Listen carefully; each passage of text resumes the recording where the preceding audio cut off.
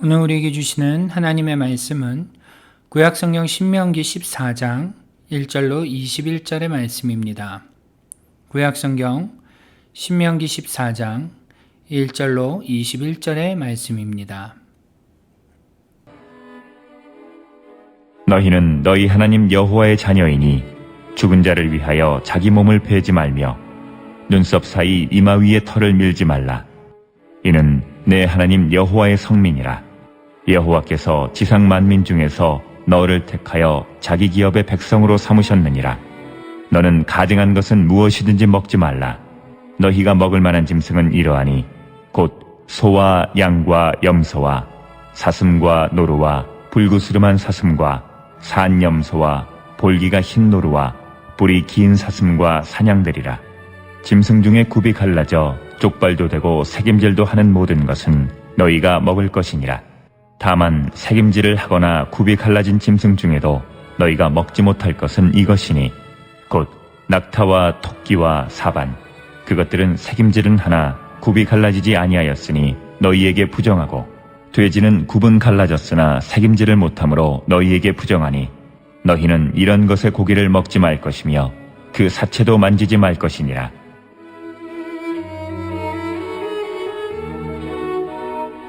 물에 있는 모든 것 중에서 이런 것은 너희가 먹을 것이니 지느러미와 비늘 있는 모든 것은 너희가 먹을 것이요 지느러미와 비늘이 없는 모든 것은 너희가 먹지 말지니 이는 너희에게 부정함이니라. 정한 새는 모두 너희가 먹으려니와 이런 것은 먹지 못할지니 곧 독수리와 솔개와 물수리와 매와 새매와 매의 종류와 까마귀 종류와 타조와 타으마스와 갈매기와 샘의 종류와 올빼미와 부엉이와 흰 올빼미와 당아와 오름과 노자와 학과 황새 종류와 대승과 박주며 또 날기도 하고 기어다니기도 하는 것은 너희에게 부정하니 너희는 먹지 말 것이나 정한 새는 모두 너희가 먹을지니라. 너희는 너희의 하나님 여호와의 성민이라. 스스로 죽은 모든 것은 먹지 말 것이나 그것을 성중에 거류하는 객에게 주어 먹게 하거나 이방인에게 파는 것은 가아니라. 너는 염소 새끼를 그 어미의 젖에 삶지 말지니라. 네, 오늘도 귀한 새벽 하나님 주시는 은혜가 충만한 시간이 되기를 주님의 이름으로 축복합니다. 네, 오늘 본문은요, 우리가 전에 살펴보았던 레위기 11장에 나오는 음식에 대한 규례에 대한 내용을 좀 담고 있는 본문이라고 할 수 있습니다. 오늘 본문을 좀 보시면요, 먼저 1절과 2절에서는 죽은 자를 애도할 때에 대한 규례가 나오고요, 3절부터 이제 21절까지 음식에 대한 규례가 나오는 것을 볼 수 있습니다. 그 내용을 일일이 설명드리기는 이 새벽 시간 관계상 조금 어렵지만요, 대표적으로 한 가지만 정리하면 굽이 갈라지고 되새김질을 하는 동물들은 하나님께서 정한 동물로 정하시고 그것은 먹을 수 있다고 말씀하십니다. 그리고 반면에 굽이 갈라졌지만 되새김질을 못하거나 혹은 되새김질은 하지만 굽이 갈라지지 않은 동물들은 부정한 동물로 하나님께서 정하시고요, 그러한 동물들은 먹지 말라고 하십니다. 그리고 그 밖에도 그 뒤에는 이어서 어류에 대한 규제와 또 기타 조류에 대한 규례가 쭉 이어지는 것을 볼 수 있습니다. 여러분, 이러한 하나님의 분류, 하나님께서 이러한 분류를 하신 것에 대해 그동안 많은 신학자들이 하나님께서 그렇게 하신 분류의 근거를 찾고자 많은 시도를 했습니다. 그러나 사실 딱히 뭐가 정답이다, 하나님이 어떠한 기준을 갖고 그러한 분류를 하셨다라고 확정지어서 이야기할 만한 것은 아직까지 나오지 않고 있는데요. 어떤 사람은 하나님께서 이렇게 분류를 하신 이유가 위생적인 이유 때문이다 라고 말하는 사람도 있고요. 또 어떤 사람은 어떠한 특정한 동물들은 이방 제사에 쓰여졌던 동물이기 때문에 부정하다, 그래서 하나님께서 먹지 말라고 하신 것이다 라는 식으로 종교적인 이유로 분류했다라고 이야기하는 학자들도 있고, 또 혹은 이 정상적인 모양에서 변형된 신체를 가지고 있는 그러한 동물들은 부정하다는 식으로 해석하는 사람까지 다양한 의견들이 있다는 것입니다. 물론 이러한 주장들이 무엇이 맞다, 무엇이 틀리다를 논하기도 사실은 어렵지만요. 그럼에도 제가 이 새벽에 이러한 이야기를 드리는 이유는요. 오늘 본문에서 어떠한 기준으로 하나님께서 정한 음식과 부정한 음식을 나누셨다라는 것을 말씀드리려 하기보다는요. 이처럼 정함과 부정함의 규례가 이스라엘 백성들에게 왜 필요한가에 대해서 이야기를 좀 드리기 위해서 제가 이 아침에 이러한 이야기를 좀 드립니다. 여러분 오늘 본문 2절과 21절을 보시면요. 하나님께서는 이 음식들에 대한 규례를 이스라엘 백성들에게 주시면서 뭐라고 그들을 호칭하시냐면 그들을 성민이라고 칭하십니다. 성민. 거룩한 백성이라는 것이죠. 이 성민이라는 말은요. 마치 법적으로는요. 죄가 없다라는 의미의 무죄를 선언하는 의미의 단어인데요.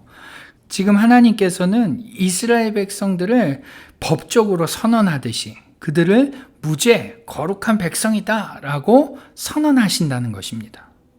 그런데 이러한 선언뿐만이 아니라 심지어 2절에서는요.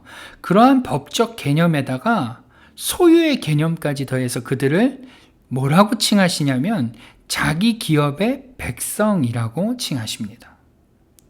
즉 하나님께서는 이스라엘 백성들에게 이같이 복잡한 음식에 대한 규례와 애곡의 규례를 주시는 이유가 바로 그들이 하나님의 소유이며 동시에 하나님으로 인해 거룩한 자들이기 때문이다 라는 것입니다. 여러분 이것이 얼마나 놀라운 은혜입니까? 거룩하지도 않고 하나님과 상관없는 그들을 하나님께서는 그들을 거룩하다라고 말씀하심과 동시에 그들이 내 것이다, 내 것이다 라고 말씀하신다는 것입니다. 그렇기 때문에 하나님은 너희가 내 것이 되었고 또 나로 인해서 거룩하게 되었기 때문에 이제 너희는 부정한 것들을 멀리함으로 부정하고 더러운 음식들, 더러운 애곡의 방법들을 멀리함으로 나와의 그 관계가 깨지지 않도록 하라라는 것입니다. 절대로 현재 너희는 부정한 자들이기 때문에 정결한 음식, 깨끗한 음식을 섭취함으로 조금씩 정결해져야 된다라고 말씀하시는 것이 아니라 이미 너희가 내 소유, 하나님의 소유가 되었고 거룩한 백성이 되었으니 부정한 음식으로 인해 그 거룩함이 오염되지 않도록 그 관계가 깨지지 않도록 하라는 것입니다. 여러분 이 메시지가 굉장히 중요합니다. 왜 중요합니까? 그것은 바로 오늘날에도 그 의미가 유지되고 있기 때문입니다. 여러분 마치 이스라엘 백성들이 까다로운 율법을 지키듯이 열심히 지키듯이 오늘날 우리는 어떻습니까?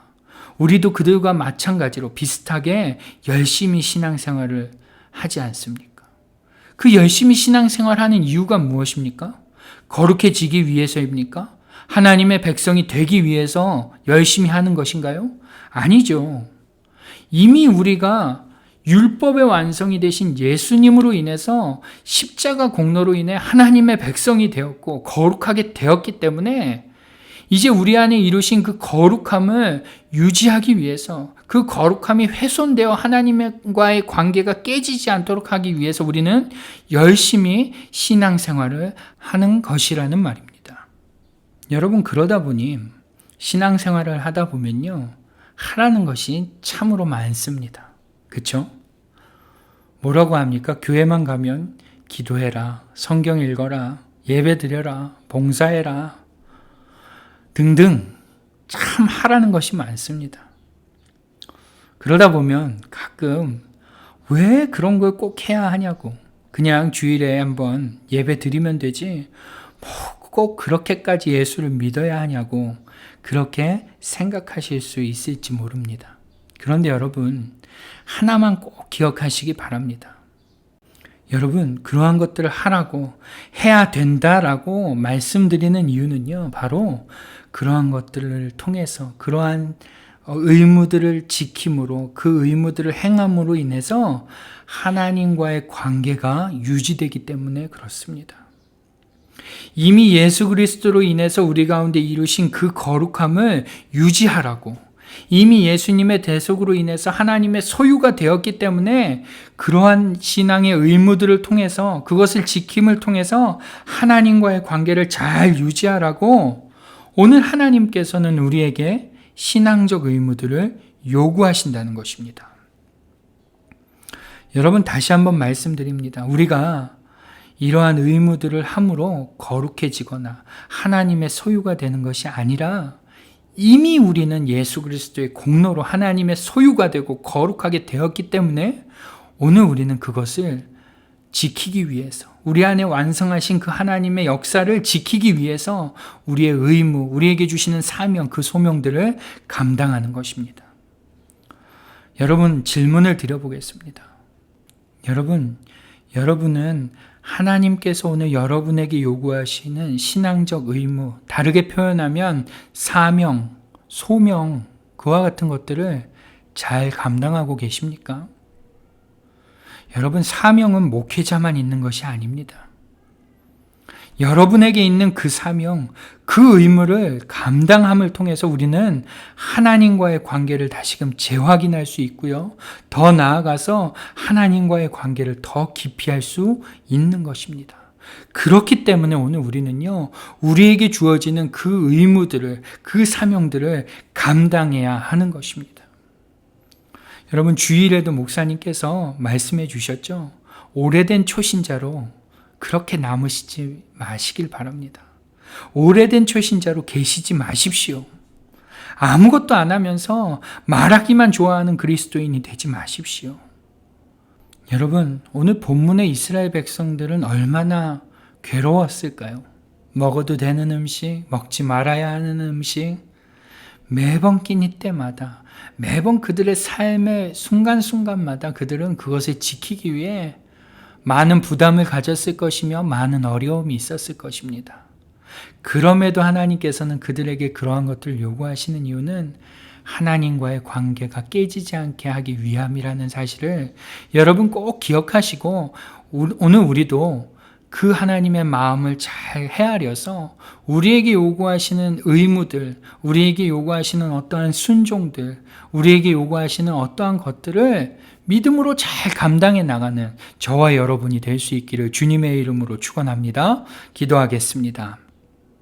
하나님 아버지, 우리는 늘 신앙적 의무와 사명을 이룸에 있어서 부담을 갖거나 피하고 싶은 마음이 많음을 주님 고백합니다. 그러나 그러한 것들이 우리에게 무거움을 주기 위함이 아니라 더욱더 하나님과의 관계를 깊이 하게 하기 위해서, 하나님과의 관계를 더욱더 친밀히 하기 위해서, 우리 안에 이루신 거룩함을 유지하게 하기 위해서 하나님이 요구하시는 것인 줄 믿습니다. 오늘 이 사실을 마음에 깊이 새기고 오늘 우리에게 요구하시는 작은 의무들을, 작은 사명들을 잘 감당해 나가는 우리 모두가 되게 하여 주옵소서. 하나님, 오늘도 이 하루를 통해서 하나님께 영광을 돌리기를 원하오니 주님 우리와 동행하여 주옵소서. 예수님의 이름으로 기도드립니다. 아멘. 네, 이제부터는 Pray Together 1, 2, 3 기도 제목을 보시면서 다 같이 기도하며 나아가겠습니다. 기도하시겠습니다.